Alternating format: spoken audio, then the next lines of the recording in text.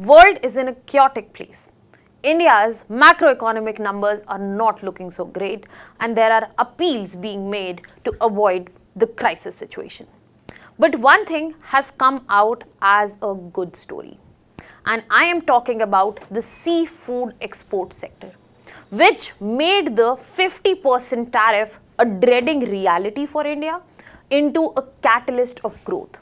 It demonstrated resilience and showed if there is direction, if there are changes and will, there will be definite result. So we are seeing in front of us seafood export sector as a champion where it was threatened by tariffs, and that sets a story for the economy. Hello everyone, welcome to Vajiram and Ravi's Flash News. My name is Shubhangi Singh, and today we are going to do a deep dive analysis into understanding that how India might have spotted an export champion sector in the seafood export and what has actually made this earn this badge, what were the changes, what were the threats, and how this sector came around.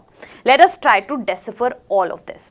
So when we look at the seafood export sector as of now, what we are seeing that as of now, this has brought good news for India, because as of now, if you look at the numbers, that India has clocked more than 72,000 crores in seafood export in financial year 2025-26. Now this is where we get to see that we have not only clocked the highest in marine exports history, but at the same time we are also seeing that India has new markets for it and India has been able to cross very strong hurdles. So this is the very reason that we are clearly having this discussion today. Now let us try to go and understand the story from last year where the actual problems started emerging for this sector, and then move into understanding how these problems were addressed and how this remarkable resilient growth story was written. So when we are looking at last year, what we are seeing that US imposed a cumulative 50% tariff on Indian seafood exports. Now when we are looking at this 50% tariff that was placed, here the reasons that were cited from US side was that India is resorting to dumping and they want to ensure anti-dumping. They want to create a balance to the trade which is as of now favorable towards India.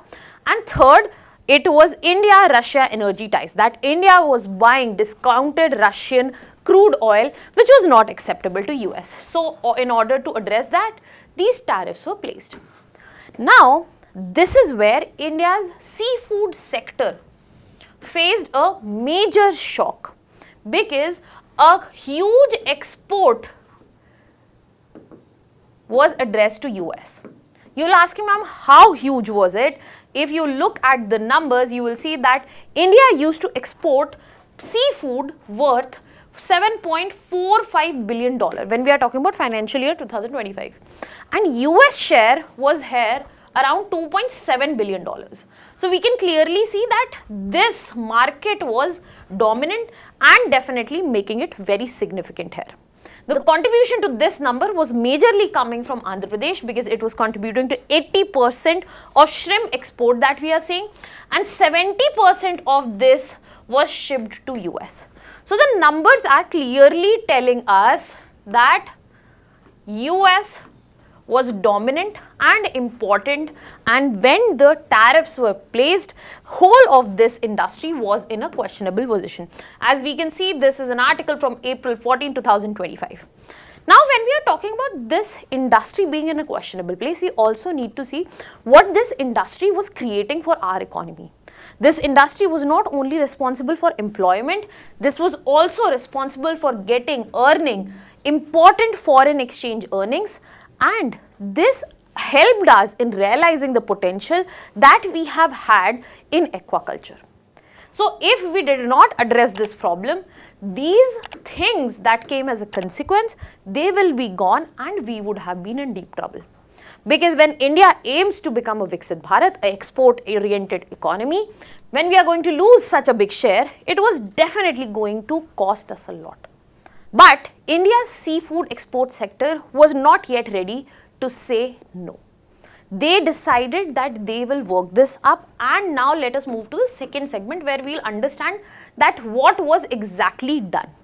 Because at that moment export orders were cancelled, the processing units, they were shut temporarily, the profits were already shrinking, and supply chain had disrupted. So this has emerged as problem, and it also showed that as of now the export sector, seafood export sector, we had extreme over dependence over one market, that is US. US was responsible for 1/3 of the export that they were going there. There were other risks that were also associated. For example, geopolitical trade weaponization. If this time, even if the tariffs were to go away, we don't know when they will come up. Export services, they would always remain vulnerable to geopolitics, and this was creating direct pressure on coastal livelihoods. And this was not all. These issues were staring right in front of us, and the problem that the export that was going towards US needs to be addressed immediately. So in this situation, India decided to respond and address the situation. India did the first very important thing. As of then, the market in domestic economy was very limited and non-uniform. So India directly pushed for domestic market. Seafood awareness campaigns, experience centers were created, innovation in live shrimp transportation. So as to ensure that more demand is created, and at the same time, if the demand is being created through proper transportation, this demand is also fulfilled. So we have a safe space. That means if nobody is buying outside our country, we are creating a market within our country. And which is a very relevant scenario, because as the economy develops, the protein need in the economy also increases, also known as proteinflation, which leads to increase in the prices of protein foods, etc. After pushing for creation of the demand in the own economy, India decided to diversify the partners. That means not to put all eggs in one basket. They had done it once and they were in problematic situation because of that. So they focused on getting new markets and reviving the old ones. For example, Australia. Australia reopened the market for Indian prawns. This market was open, but in 2017, because of regulatory controls and approval issues, this was shut down. This channel was open. EU was another old market that was again restored through approvals for 102 fisheries, and then Russia also emerged as a new destination. So what we focused on? New markets and revival of the old. Apart from this, we also ensured at the very same time that we are going to focus on regulation, because regulation is crucial if we are looking to become an export-oriented economy in today's world. India focused on regulatory diplomacy, where there was proper negotiation on sanitary standards and they were delivered.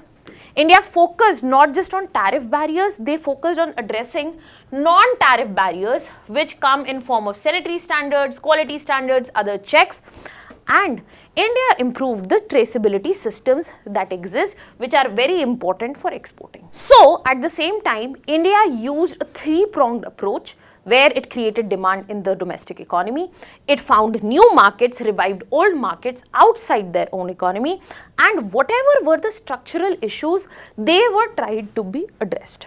And that is why we see India's seafood export sector delivered.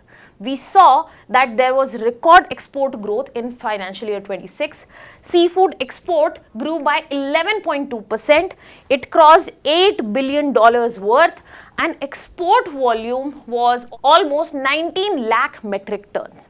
If you look at market performance, United States, yes, our export value depleted, but look at the numbers changing for other countries. For China, our export value increases 22.7%. European Union value increased. And the major driver here were frozen shrimp exports, where we were able to get $5.5 billion worth.